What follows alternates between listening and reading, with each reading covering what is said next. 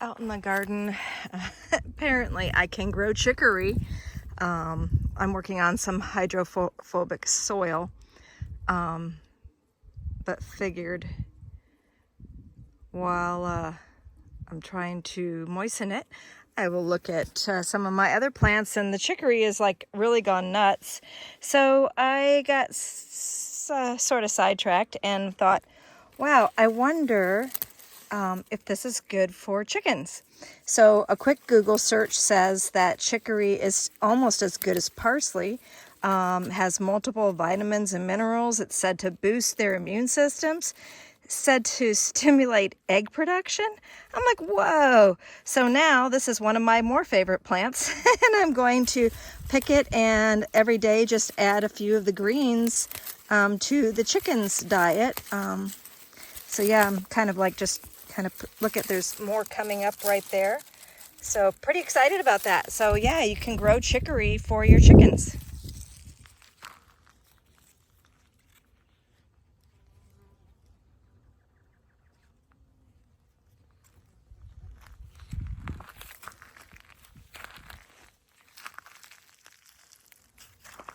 I like the variegation in this candy cane pepper.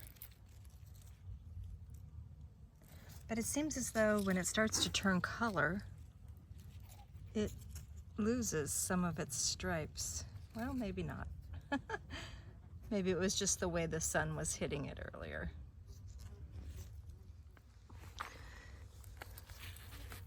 Eight-ball zucchini. These seem to be having a little bit more difficulty with the pollination. The 8-balls are getting pollinated perfectly, but the Black Beauty zucchini, I believe this is got some struggling going on.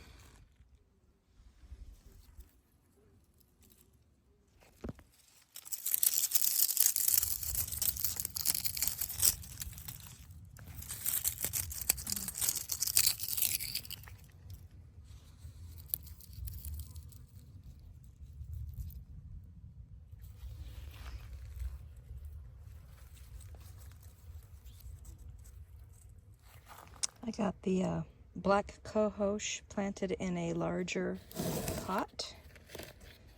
And I also put a Chiapas wild tomato in a pot. I've got some in different locations trying to find where they like it the best. And then I should just have perpetual tomatoes from now on. Okay, so this is cinnamon basil. Has a really lovely scent to it. I'm gonna try to make some cold tea, and I'm also gonna like cut some of these back to encourage more growth. Kind of getting tired out already today, and I haven't even started really work yet. Been answering phone calls and text messages, and been watering the garden. But I just got a storm. A storm just came through. High winds and a little bit of rain. Not a lot. Not enough to register on the rain gauge, and not enough to stop watering. So I'm watering the orange tree right now, and just got a few more things. And then I'll probably shut the water down for a while because it's overcast, and solar pumps don't pump when it's overcast, so don't want to overuse the water. One cool thing though is that I mentioned I was making a tea from the cinnamon basil. I also did a little snip of the lemon basil, and all I did was take those leaves and put them in a pot of boiling water, steeped them for a little while, and then turned off all the heat, and added like a teaspoon of I think I used acacia honey, so cat claw acacia honey, and this is actually quite nice. It's very refreshing. So I did say I was gonna save some for Dan, but I didn't because it's nice. I like it. So we'll definitely continue to grow the cinnamon basil and the lemon basil. to make our own drinks. One thing that I'm trying to do is to get us, mostly Dan, off of soda. So since it's kind of windy and icky outside, I decided not to work bees. Bees don't like you opening their roof up and it's not right. I mean, you don't want to open them up when in those situations. So I'm just kind of cleaning, sorting in the area where this is supposed to be where I have my classes, and it is a mess. But I figured I would just get in here and start to figure out what I've got going on. And oh, I got a pile of bee suits that need fixing. So I think what I'm going to do with the bee suits is I'm going to make a pile, and when I have enough together, I am going to do a whole video on how to fix bee suits, how to clean bee suits, and that kind of thing. So yeah, I got quite a bit of the stuff that I'm looking for. So like this is another one that needs fixed. So I probably could do that video fairly soon, because I do have a lot. I don't know where. I probably should just put things like this in storage. I was gonna do when we have enough guest spaces. For the future, I'm gonna do one complete bee room, all bee themed, for the beekeepers that come to stay.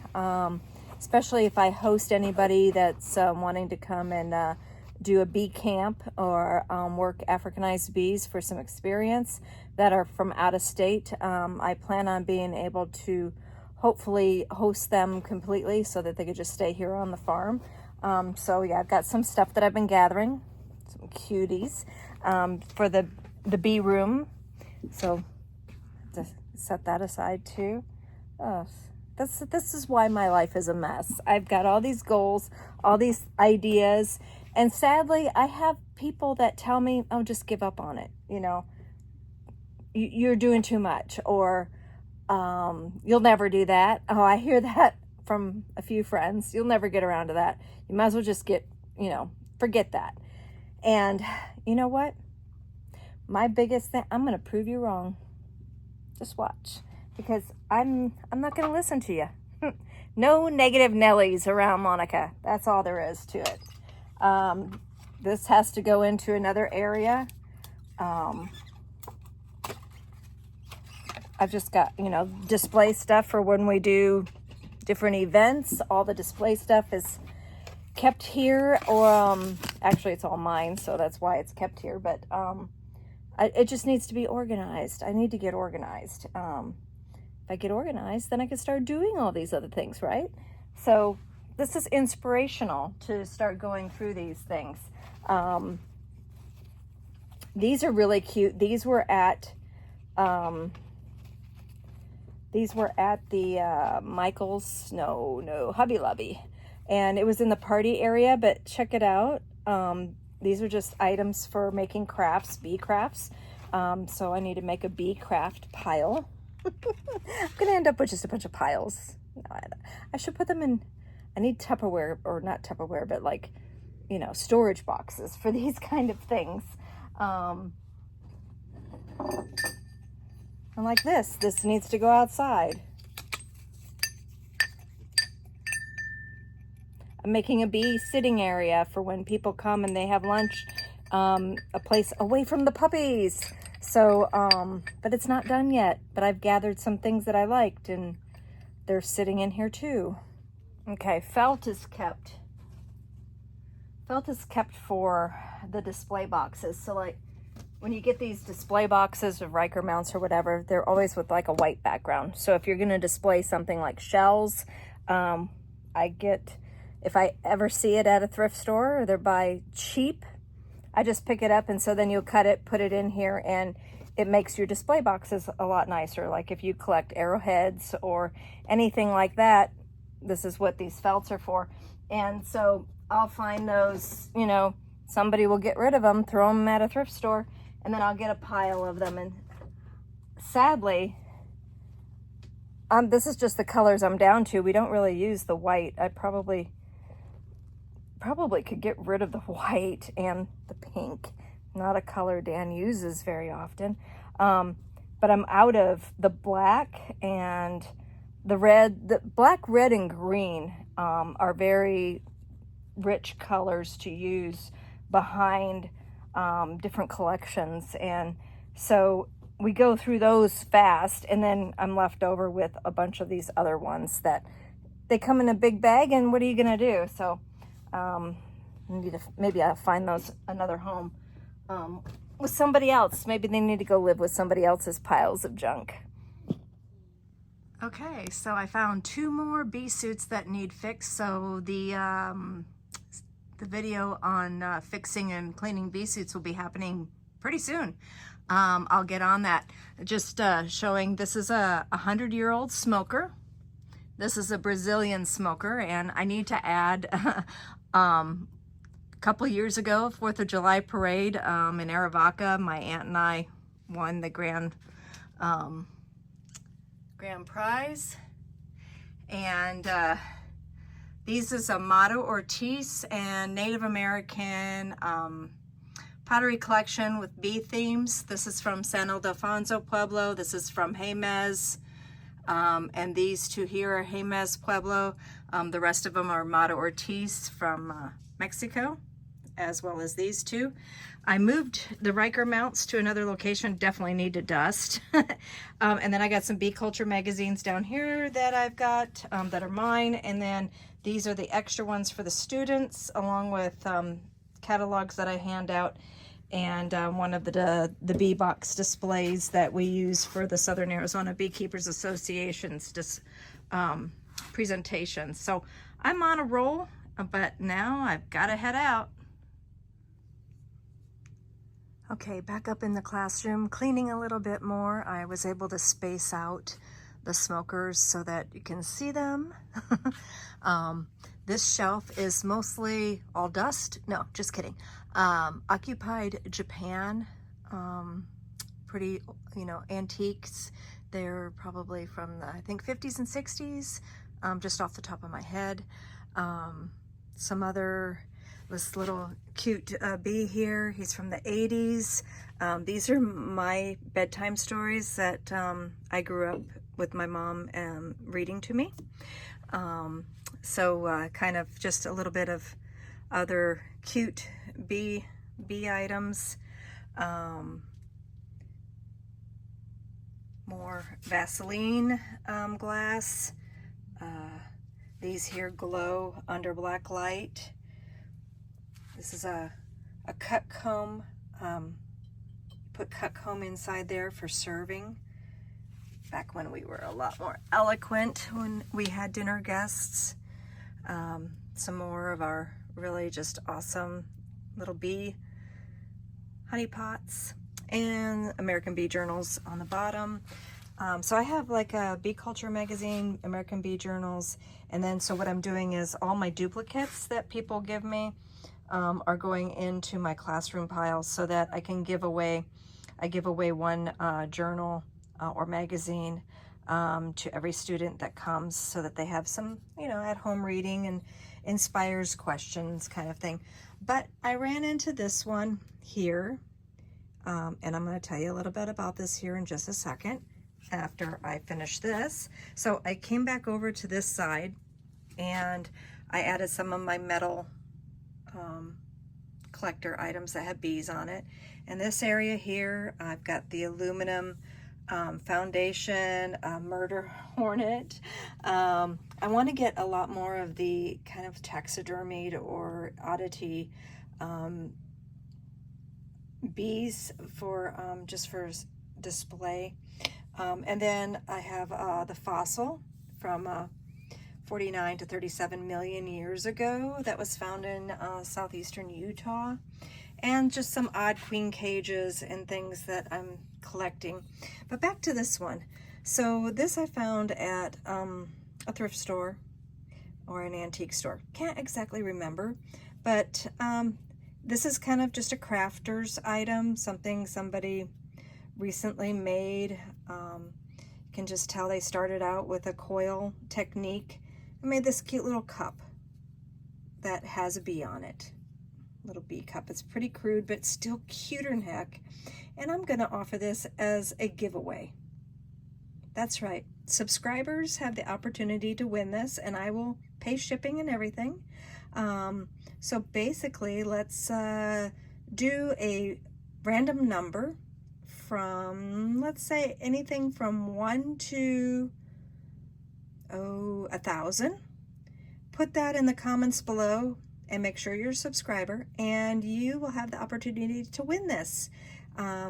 The drawing will be, let's say, 1 week from today. So I will post the expiration date or the drawing date in the comments. Okay, so it feels really good. I'm plugging away one little section at a time at the same time as working the bees and things. So my the random number generator, the end to this item, possible winning it, will be the 24th of this month, May 24th. And it will set it for like midnight Arizona time. So that way on the 25th, I will do the random number generator. So just put your, you make sure to subscribe, put your number down in the bottom. The first number that is chosen, the first person that makes that comment, so make sure you're not doing duplicates with somebody else. You have the possibility of winning that cute little handmade cup. So last night I went to do a bee removal, and it was in a very, very odd location, and I will actually be showing some video of that in the future because we have elected to do a trap out. It's in a house right at the point where the roof touches. It's brick. There is a heat signature from the inside, but it is one of those, I've done this house before at another location, and the build is really bad for trying to access the bees. So we're going to probably do a little video on that trap out here pretty soon. And I also have another trap out that down in Green Valley that I'm setting up, and so I'll probably just be showing those as well. And that's a little bit different style, same technique though. And so yeah, all kinds of things. Today is going to be fun, but I'm going to close off this video, and then we're going to start another video for this afternoon. We're going to go do some hive inspections, and do an irrigation box removal, maybe some other things. So stay tuned.